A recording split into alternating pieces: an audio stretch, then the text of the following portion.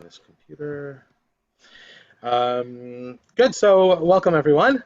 It's great to. This is really fun because it's very relaxed. It's very sort of casual.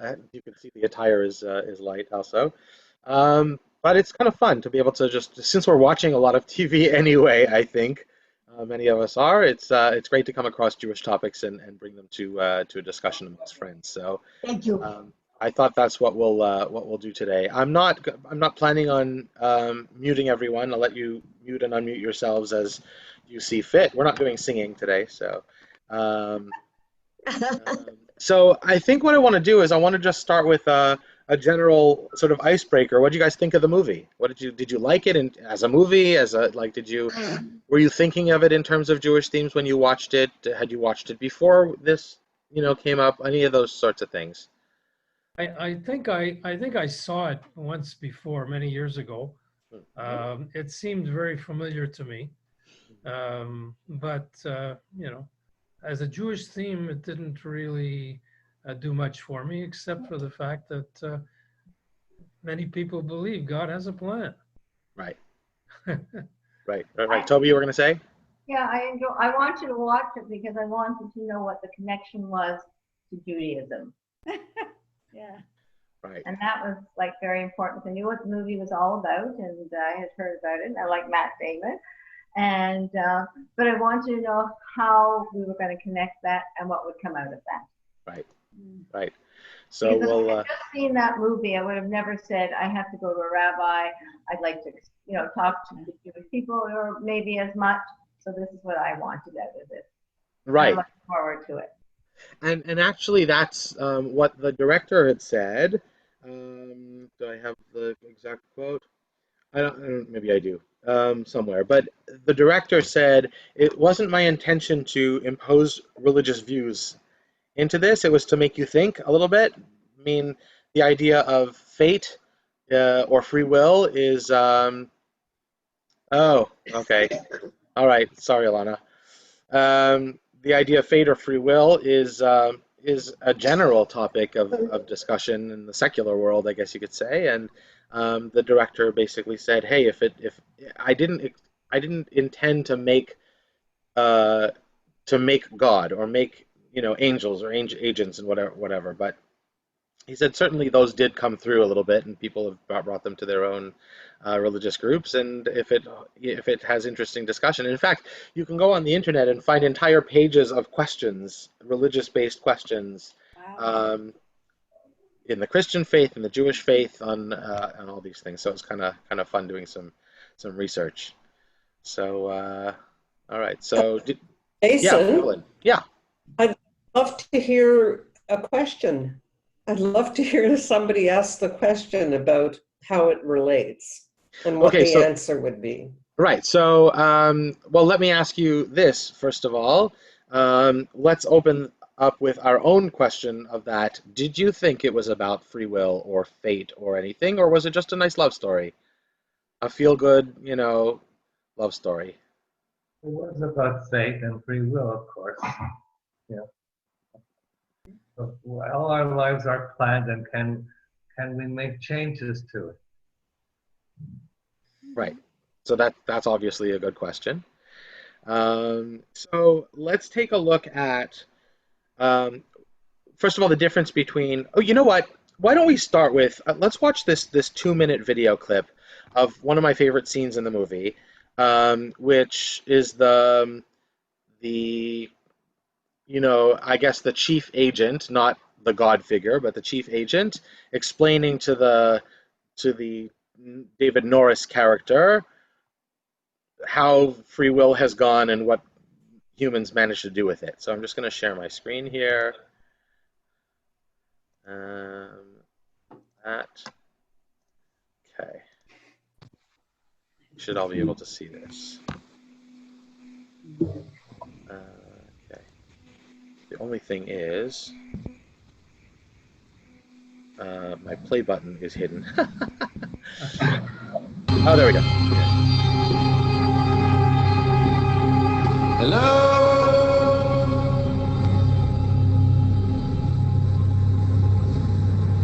frustrating, isn't it? My name is Thompson. Whatever happened to free will? We actually tried free will before. After taking you from hunting and gathering to the height of the Roman Empire, we stepped back to see how you do on your own. You gave us the Dark Ages for 5 centuries. Until finally we decided we should come back in. The chairman thought that maybe we just needed to do a better job with teaching you how to ride a bike before taking the training wheels off again. So we gave you the Renaissance, the Enlightenment, scientific revolution. For 600 years, we taught you to control your impulses with reason. Then in 1910, we stepped back again.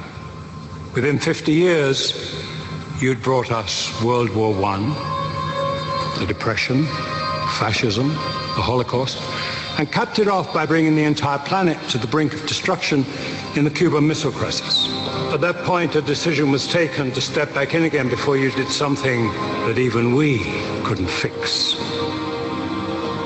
You don't have free will, David. You have the appearance of free will. You expect me to believe that? I make decisions every day. You have free will over which toothpaste you use or which beverage to order at lunch, but humanity just isn't mature enough to control the important things. So you handle the important things. Well, the last time I checked, the world's a pretty screwed up place. It's still here. If we'd left things in your hands, it wouldn't be. So that's pretty interesting. Stop share. So that's pretty interesting. What do we think of that? The important things. I find that clip is, I didn't see the movie, but I really find that clip very interesting because one of the things that always intrigued me is how is it that we have free will when God knows ahead of time what we're going to do? Right. The two things don't clash. Don't never compute it for me. And that's a really nice representation about how that doesn't compute. It's almost tries to provide a response to that question or to that statement, to me, at least to me. What do we think? Anyone have a response to Agnes?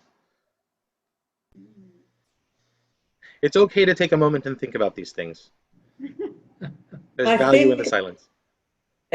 I think in this movie, you have to have, I'm not going to say a vivid imagination, but if you're a person who's black and white and both feet on the ground the way I am, I can't believe all this. I just felt he was going to wake up at the end of the movie and it was all a dream.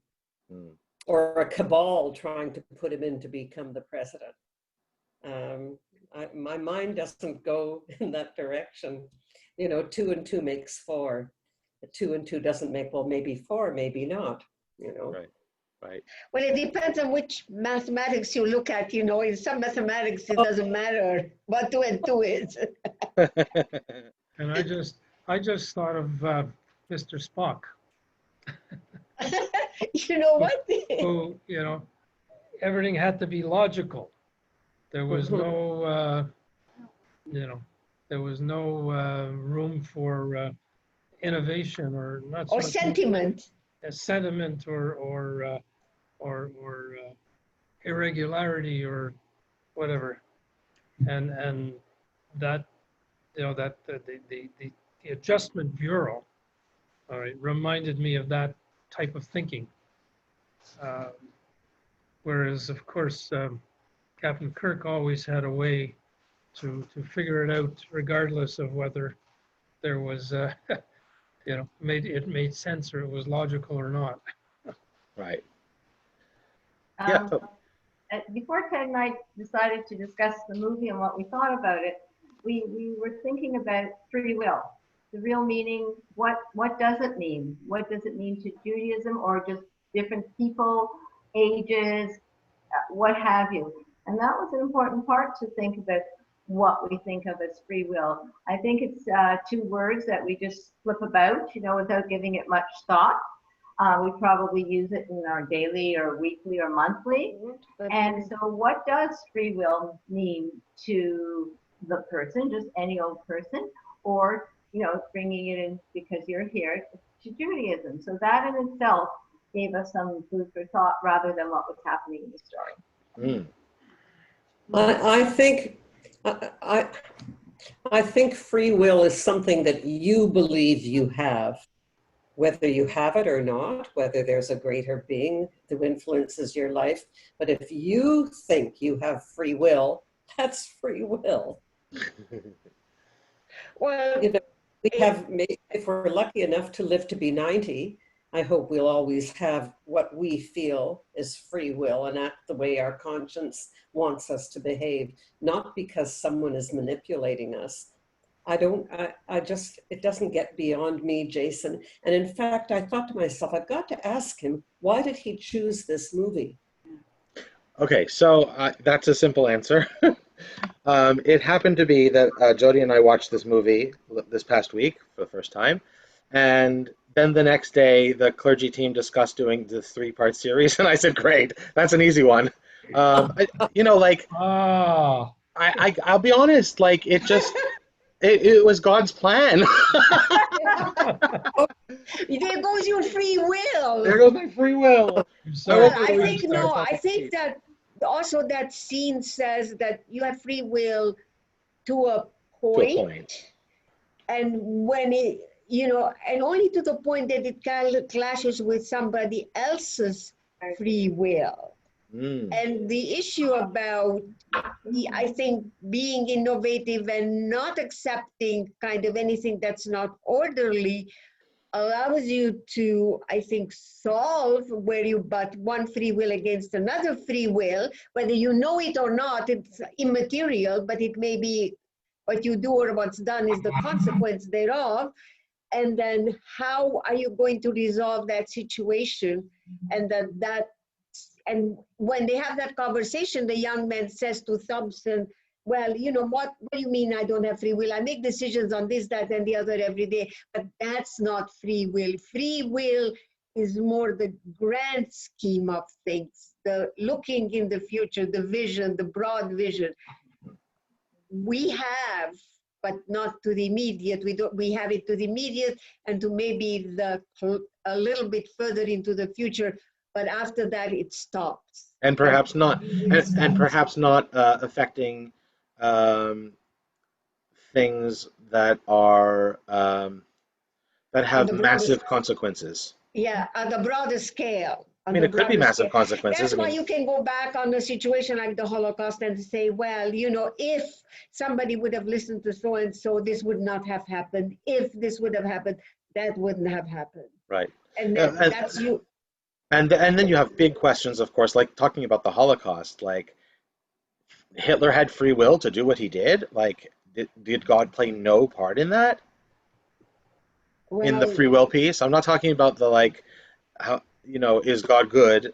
Is there a God to allow this to happen? Those are other important questions, which get asked a lot. But like, Hitler made some very, very dramatic decisions that affected the entire world. So Mhm. Yeah, but there's go ahead. no. No, You go ahead, I Norm. want to know, so your connection between this and Judaism. Sure. So I have a number of thoughts that I've sort of put together. So let me open with something very general. Is that have you ever caught yourself saying, or maybe it's even a habit to say, when somebody asks about something, you say, God willing. Always. That's a All very, very Jewish expression. as I get older and as I've been playing the piano at Hillel Lodge for 35 years, everything is either God willing or poo poo poo, or you know what I mean? Right. So exactly. So you're referring to fate, you're God's will, right? Not our will, not free will. Um, right. So what do we mean? What do we think of when we say that? It's not in my hands to It's a make that totally. decision or to execute it in that way. Mhm. Yeah, or It it could also be, when we say God willing, it could mean that, as long as everything works out okay, then it's good. Mm-hmm. But How How about the atheist who says, I'm an atheist, thank God? Yeah, yeah. Well, that's just wrong. There must be a foxhole around. That's right. That's right. That's right. So here's Okay. a Jewish philosophy piece on that, and this is a little bit complicated, so I might say it twice. But Jewish philosophy stresses that free will is the product of the intrinsic human soul, and uses the word neshama, the Hebrew root word for neshama, n, sh, and m, neshem, which means breath. Okay, but the ability to make a free choice is through yachida, from the word yachid, which means singular, alone, echad, right? The part of the soul that is united with God. The yachid is united with God. And God is the only being that isn't hindered by or dependent on cause and effect. So freedom of will doesn't belong in the realm of the physical reality, neshem, neshama, and inability of natural philosophy to account for it is expected. We can't expect our human philosophy to account for human will. That's what Judaism says. So let me say that again. I'll read it again and I'll interpret it. Jewish philosophy stresses that free will is a product of the intrinsic human soul, using the word neshama, breath, but rather the ability to make free choices through yechida, the part of the soul that is united with God, one with God, the only being that is not hindered by or dependent on cause and effect. So, freedom of will does not belong to the realm of physical reality, and inability of natural philosophy to account for it is expected. We would expect not to be able to understand this. So, as Judaism essentially says, is essentially saying that will is truly and at the bottom line in the hands of God. This isn't surprising from the sages. Okay, this isn't surprising to hear that. In Nevi'im, in Tanakh, right, it says in Jeremiah, "For I am mindful of the plans I have made concerning you, declares the Lord, plans for your welfare and not disaster, to give you a hopeful future." This is from JPS, the Jewish Publication Society. So does this go against the idea that we have free will? And I think to answer that, well, go ahead if you have any thoughts on that, and then I'll throw us some spin on this. No, go ahead. Okay, so this might help it along. So listen to the words again. "For I am mindful of the plans I have made concerning you." Okay? Who's the you? Mm-hmm. Who's the you? Is God talking to an individual, a prophet? Is God talking to a particular household? No, I think this talking to the people, to the whole people. the populace or whatever you want to call it. Mhm. The direction of the whole people, and I think that's very much what Thompson was saying, right? Thompson was saying you can choose to do things that are within your power easily, squeezing a tube of toothpaste or what you have for lunch. What Thompson was saying was that there are things that are much more beyond you. It's more about the human race. Or maybe in this case, it's about Jews, or Israelites at the time, whatever it was. Why is it always about us? Well, we're making it about us, which is something we're good at. We're good at that. Yeah.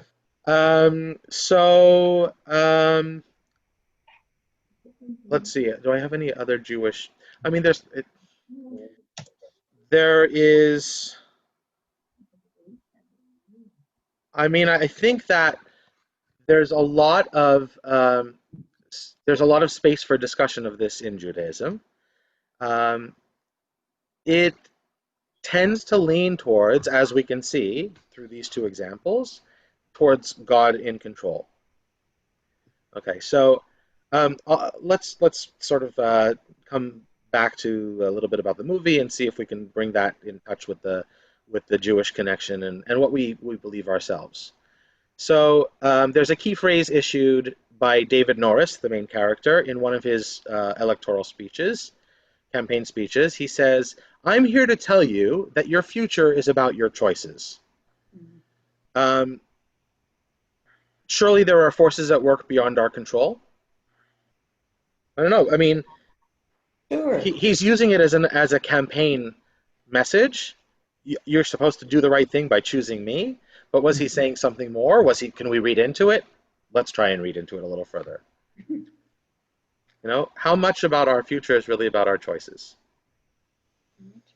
Think about, not to be politically incorrect, but what about, social statuses? What about our upbringings? What about, geographic locations? There are things that tend to be somewhat outside of our control, or maybe partially inside or outside of our control. What about those things? I think when you talk like that way about the decisions we make are more based on our upbringing, our experiences, our education, um, our current or past social status, and while we believe that we're making free choices and free, what we call free will, we're really only following the I don't know, the roadmap that we've followed to arrive where we are today. Does that make Which sense? it does, but does that mean that you can only analyze this in retrospect? Can we plan on that? Can we, you know what I'm saying? Yeah, but You can Go ahead. try, but are you going to come out with your exact plan? As I found very early on. You plan, and some of it you can make happen, but it's not all of it you can make happen. How do you know that? How do you know Well, in that wasn't the retrospect, plan? in hindsight, but Right. when you make those decisions, you make them knowing that they'll have consequences that you cannot foresee anyway. That's right. And then you have to, and if you may say, so the regret that I have of having made certain choices in certain ways, which I don't really have, but it's usually more of a wistful thing, saying, well, if I would have done, maybe it would have been like this. And then you say, well, why want what you cannot have or you never had or whatever. And that's kind of the sort of thing that makes you believe that there is at least a modicum of free will.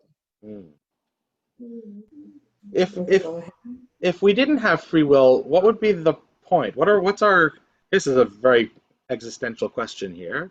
If we didn't have free will, in whatever way we're defining, why are we here? So Exactly. Going back to one of the things that you said was that when we make those wishes or those demands or what have you, we don't really expect everything is going to come true. No, exactly. Because we wish it. So we're free to do it. So it almost, compacts the sentence because we can say it hoping. On the other hand, if it doesn't, we don't get out of our space or religion or what have you that it didn't happen. So that is part of it too, how we use those terms. I want to say I agree with what Toby has said, but I have free will to act in a certain way, and I hope the decisions will be good ones. But if they don't turn out the way my free will planned it, I don't blame God. I say, well, I must have done something wrong, or I'll forget about it and try something else another time. I do think that we have free will. We may make mistakes, but it's our decision. And I don't blame anybody else for errors that I make. I'll blame somebody else. I'll blame you, Norm. Thanks a lot. Sure, why not? Everybody else does. No, your answer should have been, you have a broad back, you can take it. I think we have free will in terms of our behavior, in terms of the attitudes that we choose. I don't think we have control over what happens to us and what's going to go on in the world. And I the only thing I think that we can control and we can take charge of is our reaction to it and our belief system. And I think it would be a terrible thing to think that we could be totally in control. The naive me, the younger me would have thought, yes, I'm going to do everything I can and I'm going to make this happen. I think that's the attitude that a lot of 20 and 30-year-olds have. But when you are older and have enough bruises and dead ends and cuts and scrapes, you begin to realize that it isn't only you that's totally in control. There is a bigger picture. And that can sort of be summarized, I think, or reframed even. Tell me if you agree that we have much more control over input than outcome. Oh, 100%. Sure. Yeah. Oh, Out sure. of 10. Brilliant. And that's That the is piece true. where I think that's where we put our faith in God or a higher power or whatever, or fate, right? You know, for those who, don't want to pin it on our faith's deity, that's what we have control over. I was reading an article on this that actually came out from Chabad, free will and the purpose of life, and I think it's kind of interesting, maybe a discussion point here. It says the Hebrew Bible is a story of God's interaction with humans. God rewards those who listen to God's will and help perfect God's world. God chastises those who disobey and destroy it. The choice to do one or the other is clearly in our hands. Behold, God says, I have placed before you good and evil, life and death. Choose life. So without a belief in free will, none of this would make sense. There could be no instructions, no reward, and no chastisement. Judaism is replete with the belief that there is no such thing as failure, nor room for despair. As low as a person has fallen, as fiercely as his appetite and addictions have taken control of him, he can always turn around and clean up his mess. God shows patience to those who sin because God believes in the human being and his capacity to change. God is a compassionate God and gracious God, slow to anger, abounding in kindness and faithfulness, extending kindness to the 1,000th generation, forgiving iniquity, transgression, and sin. That's a very common theme for our high holidays. Adonai, Adonai, Rachum v'chanun. So that's that text. Mhm. But exactly. But change is not possible unless we have the autonomy of free will, this article says. The ability to turn yourself around can come only from within you. Indeed, without free will, there would be no purpose to life. Oof. We live meaningful lives through our willful, proactive decisions to care for the world in harmony with the will of its creator. Oh, so this says it's a partnership. Am I reading it right? That makes sense. Mhm. But sometimes your partner lets you down. Yeah, and I think we sometimes may let our partner down too. Yeah, that's true too. Yeah, yeah. So in the movie, we have this chairman figure. Um, I think I'm guessing we would all agree that the chairman is the God figure, Deity.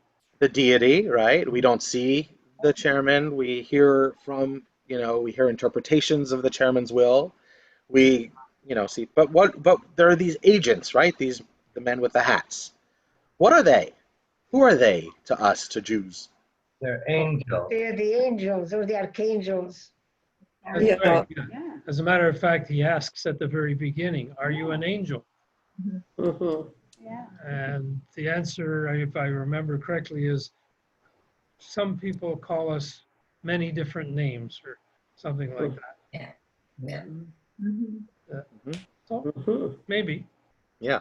So Maybe. what about if the angels are there to do what? God's bidding? Mhm. What about Harry?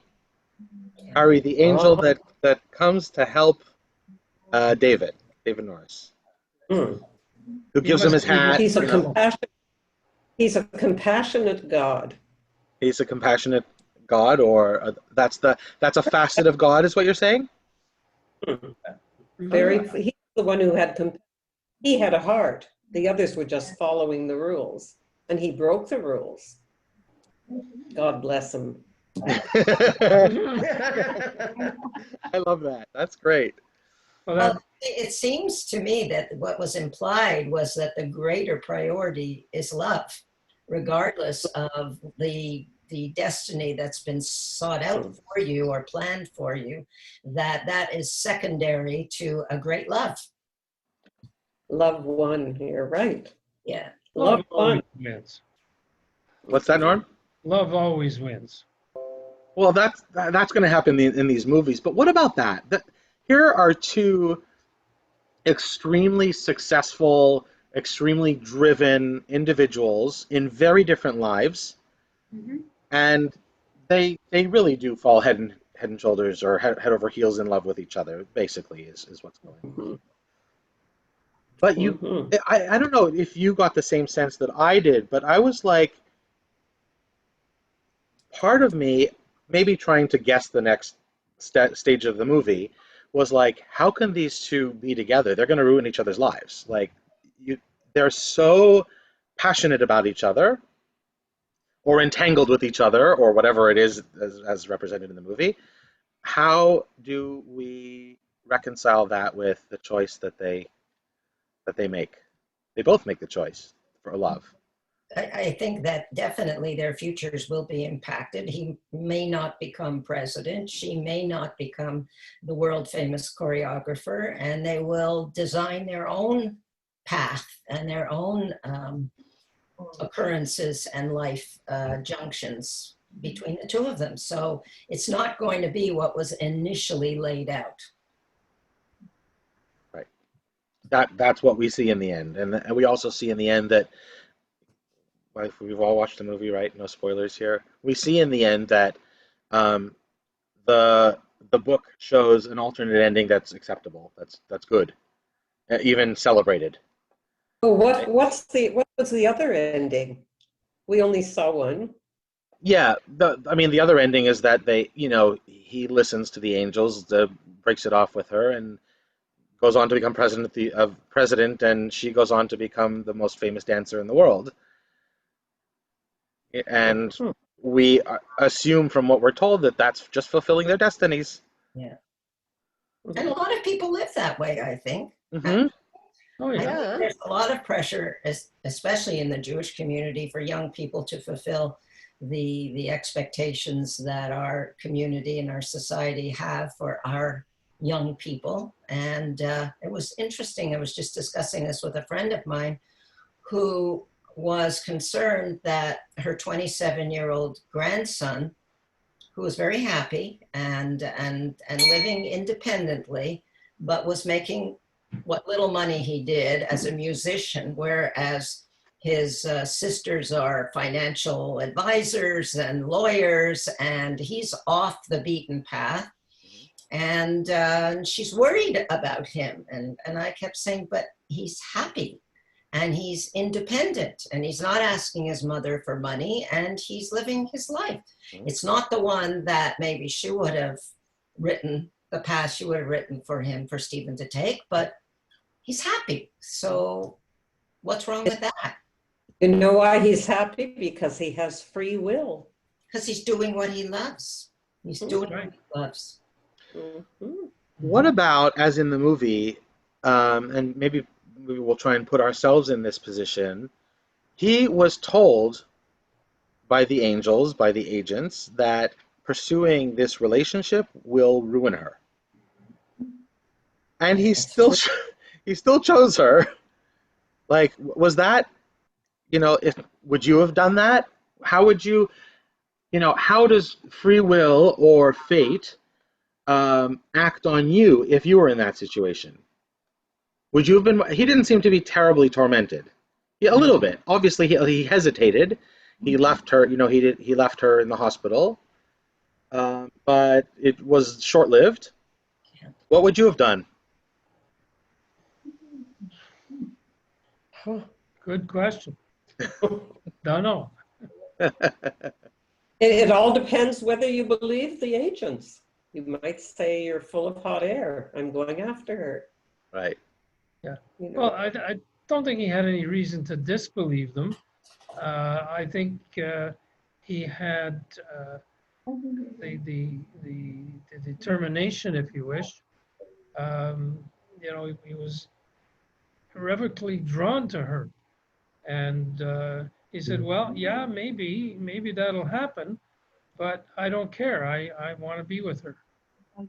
And is that free will, or is that, you know, love? Is it hormones? Is it, you know, stupidity? Who knows? In a way, it was a love Selfishness. for her because he felt that, you know, although she loved him and they would get together, she was giving up something, you know, that she had worked so hard for. So to him, it was also a different kind of a loving. You know, there's the loving of staying with her and the loving of letting her do this because she had worked so hard and she would, you know, be happy later on, maybe in a few years or what have you. So that was a turmoil that I would have expected him to do. I just found he was very easy to say, no, she doesn't have to do this, I don't have to do that, and we'll be happy. You know, but he did give some thought at one point of saying, you know, I won't be happy, but she will be happy in the end, for sure. You know. Well, he did give her a choice. He did say, I want to be with you. It's up to you to decide. Did he explain it to her? Did he explain it? Very quickly. Yes, he did. Very, very quickly. They didn't have much time. They were on the run. He did give her a choice. And I guess it depends on part of our free will of how much we are willing to sacrifice for somebody else. You sacrifice our happiness for the good of somebody else. But how are we to know what's for the good of somebody else? I mean, she could go on to becoming a famous choreographer and have an empty, soulless life, or marry the guy she didn't want to be married to.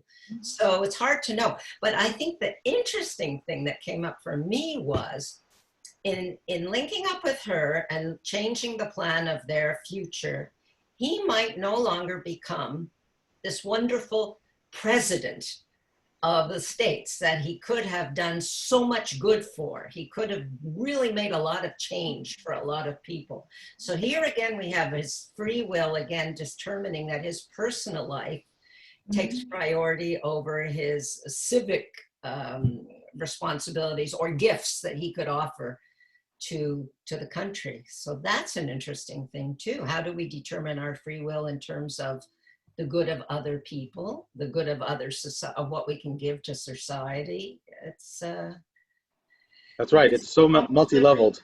It's almost not good to have free will. It's almost easier just to follow the path. It's certainly complicated. It's certainly complicated, and there are people on this earth who have debilitating, even mental conditions that prevent them from making these choices because of the torment. You know, and that's you know, interesting too. But so we see in the movie that there's this book, right? Everyone has a book, or everyone has a page in the book, whatever it is, with the paths and the tube map. So then the question is, I mean, it's a fairly obvious question to go to, is do we only have one page, one book? Does each of us only have one plan? And you know, and what about deviating from it? We can't really know because we don't have a physical book to look at and compare before and after, but can you imagine, do we have just one book, or is our entire trajectory in one book? I don't think so. I think when we, you know, if you want to call it a book or a plan, I think when we are born and when we are young and developing, there will be a let's call it a trajectory, a series of waypoints in your life where you will then either follow one path or another, depending on either circumstance or maybe God makes a change in the plan. Who knows? You know, I mean, why did I come to Ottawa? You know, why? You know, obviously the plan was changed, right? Hi, Debbie. You know, why, why did I go to one university instead of another? You know, again, and just, you know, who knows? Maybe Right. that changes a plan. So you call it a book. Other people would call it fate. Well, And if you think fate judges how you're going to live your life, don't do anything. Just let it happen if you have no choice. I believe we have free will, and I don't think fate enters into it at all.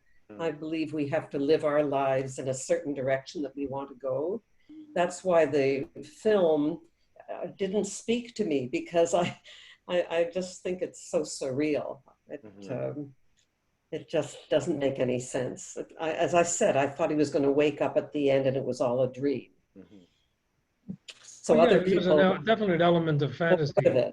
oh yeah, for sure. It is entertainment after all. You know, entertainment. I mean, just and you know, some of it was. It is a bit like taking Shakespeare and analyzing it to death these days, and who knows what he had in his mind besides entertainment.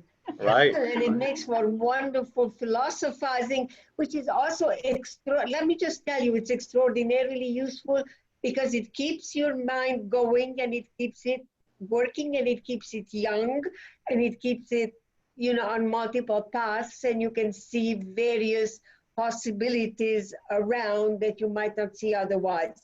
I mean, it's got its utility, it's got its definite usefulness on a general philosophical and existential path. Well, It has its utility. It's working for you, Agnes, that's for sure. Well, I made many choices. The most interesting thing is that I was in my very early 20s. My father decided that I should come to Canada. Now that went by the wayside at the time, and I was going to go to Israel. And guess what? In the end, I still ended up in Canada. But the story is a little bit more complicated than that, but that's Spooky. the outline. I had to make choices, and I knew that there would be consequences to any choice I made. You know, including when I was offered a position as a research associate at the university, and I had started to head for an academic career, which is what I wanted, and I said no. My private life is more important. Can I go back to Evelyn? I'm sorry, Cantor, am I interrupting? No, please. Evelyn, did I hear you say that you didn't believe in fate because everything that's happened to you has gone the way you wanted it to go? No, I didn't say that. I just said I'm responsible. I didn't say that everything happened exactly the way I wanted, but I was the one who chose the direction that I took. And if it was a mistake and it didn't turn out well, I didn't blame anyone but myself. Okay. And I didn't say I was fated to go this way. You know, I'm just too black and white, Susan. Anyway, I don't know who you are, but I love your necklace. Thank you so much. Well, Agnes knows this necklace because I know it's a lovely necklace, and I'll tell you, Evelyn, who she is. She is Richard Marceau's mother-in-law. Oh, you're kidding. We have met, Evelyn. You introduced me to my daughter in front of David Feinstein. Susan, you're Susan. And by the way, Susan, I knew your late husband, just that I didn't know that he was your husband at the time, or you were his wife at the time. Good. I know you. Susan, you're an actress, are you not? No, Jennifer was the actress, my daughter. Oh, okay. Yeah. Sorry, Sorry, Debbie, sorry. That's a beautiful, by the way, that's a beautiful Dali behind you. Thank you. That one. Yeah, my sister did that. Thank you. It's so gorgeous. But I was admiring it from the beginning. Thank you. So, Jason, can I call you Jason? Please. Sorry. Yeah, because I think of course. Richard introduced us a while ago. So you read from the Chabad perspective that it's an intermingling, that we're together. We each have free will to do good or do bad, but that there's a plan, right? That seemed to be what it was saying. So there was a discussion a few weeks ago about, and I think I missed it, why do bad things happen to good people? Why do bad people do okay and others are suffering and strong, like that kind of thing? Yeah, Dershowitz. So how then do we figure that into the greater plan, as well as just using our free will to adjust to the idiosyncrasies and the curves that we get throne. Right. Because this movie is showing that, yeah, there was a plan and he didn't care. He was going to take over and capture this woman and fall in love with this woman. Right. So, I mean, a lot of people reconcile that as follows. There's or along these lines anyway. I don't know that everyone knows the midrash, but there's a midrash in Bereshit Rabbah, that says, where God says, "I have shown you more than you can comprehend." And then I guess people go on to interpret that as there's also a whole level of stuff that we're not shown that imagine we can't trying to comprehend that. Yeah. If we're shown stuff and can't comprehend it, well, what about everything we're not shown? So I think, like, how can one argue that we can know the plan and even hope to influence it to the extent that the entire extent, if that's true, if the sense is that we cannot even imagine, some of the dimensions of God or of life or the universe and everything, except for 42, of course. But a little Hitchhiker's Guide to the Galaxy reference. So, I mean, I think some people reconcile it that way. But that actually was my very next question that I was going to propose. Maybe we'll just put this spin on it. Have we ever attributed anything in our lives to divine intervention? I mean, it couldn't have happened any other way than if God had done this. And have we benefited from it? Yeah, it's happened to me. Yeah. Yeah. If you'd like to share, you don't have to, but if there's no, anything. I've always felt, and Agnes referred to my late husband, that there was divine intervention there, even though he wasn't Jewish. There was no way that out of a conference of 1,500 people that we would meet and fall in love. I mean, but he called himself an honorary Jew, didn't he? Yeah, he became one, exactly. Yeah. So, but I always felt God was saying, okay. He was a lovely guy. He was a lovely man. Yeah. Right.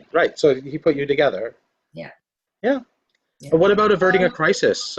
We've come out of crisis. I think, though, that the Chabad interpretation is in portions thereof is a little bit too black and white. And I think that a lot of these things, it's a bit like the movie, it's black and white, and you can read it however you want to. But it's just always everything is multiple shades of gray. Right. Or there are these shadings of gray in between, which kind of, if you don't see them, then you sometimes get very miserable, or some people get very miserable if they don't.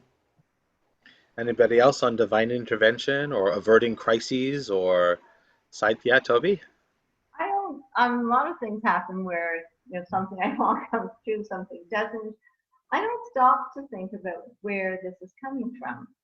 I just feel that it's there, and for some reason it's not good or bad good, and I don't take the time to think that way.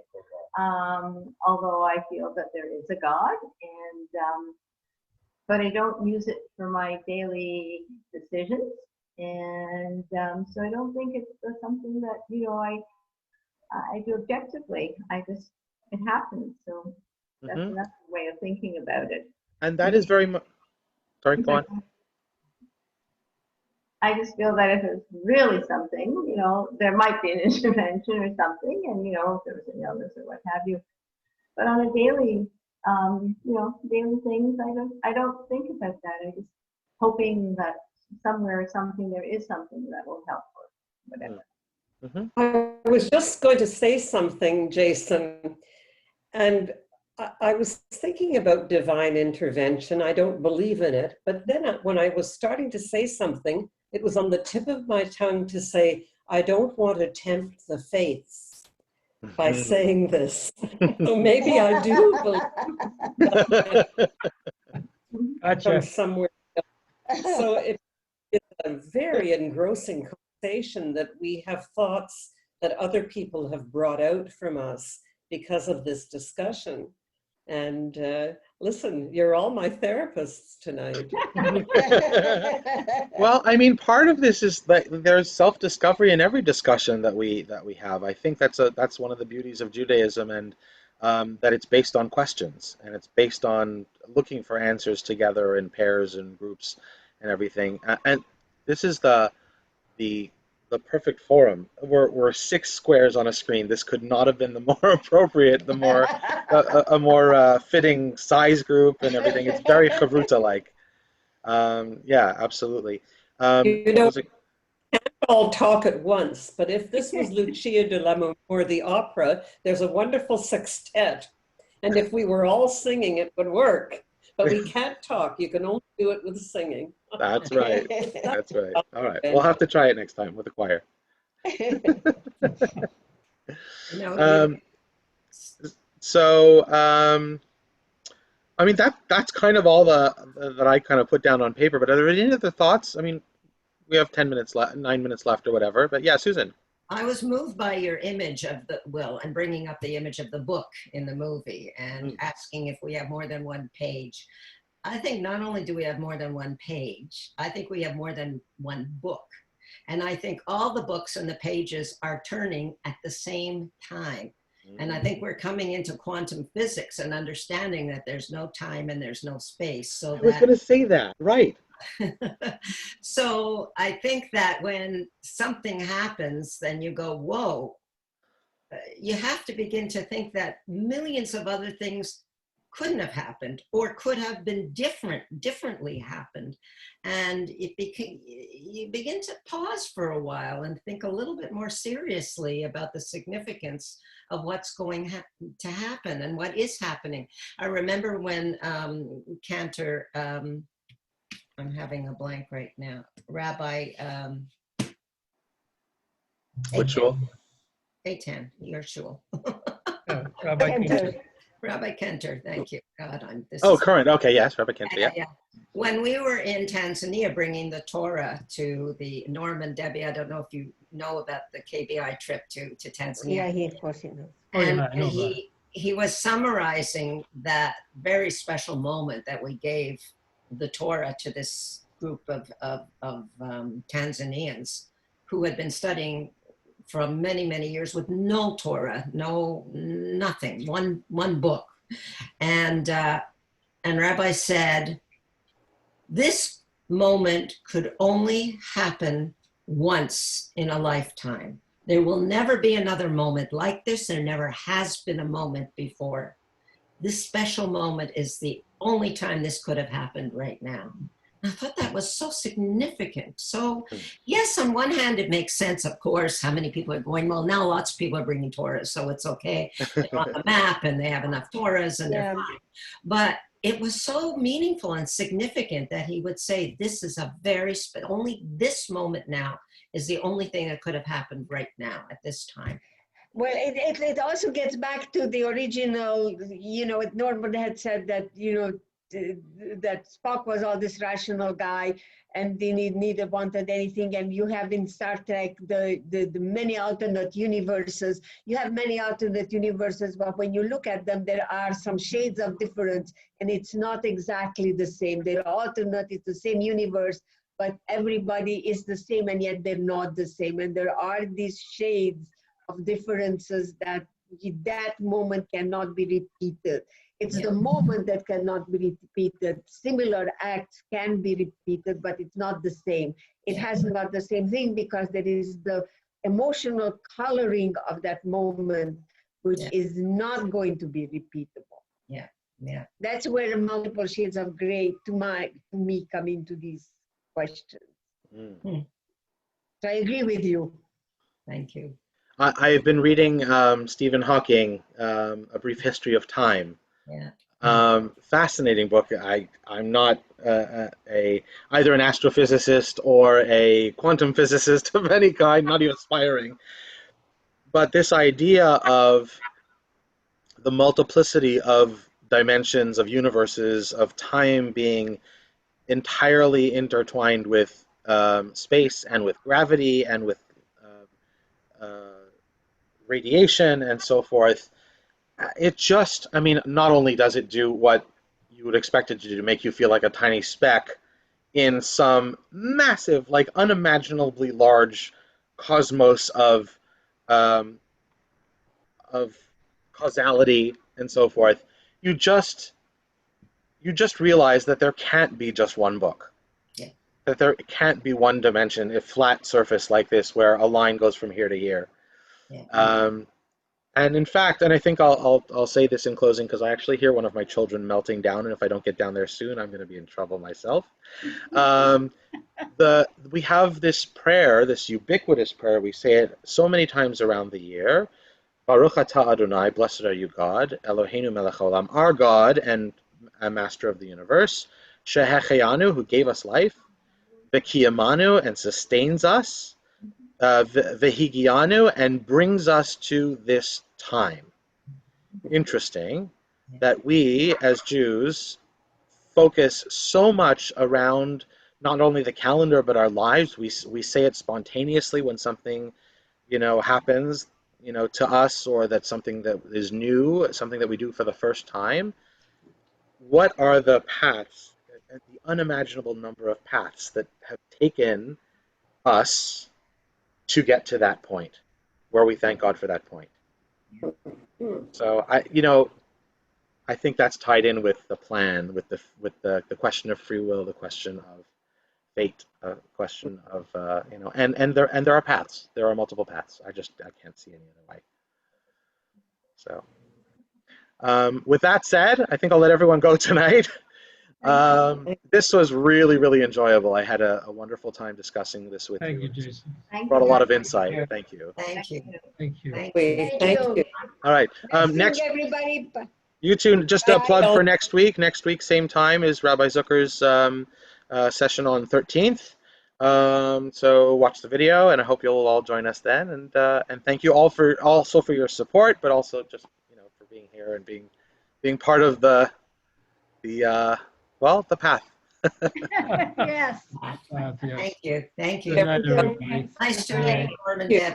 Nice to meet you. Nice to meet you too. Well, everybody. Good night, Bye. everyone. Bye. Evelyn. Bye.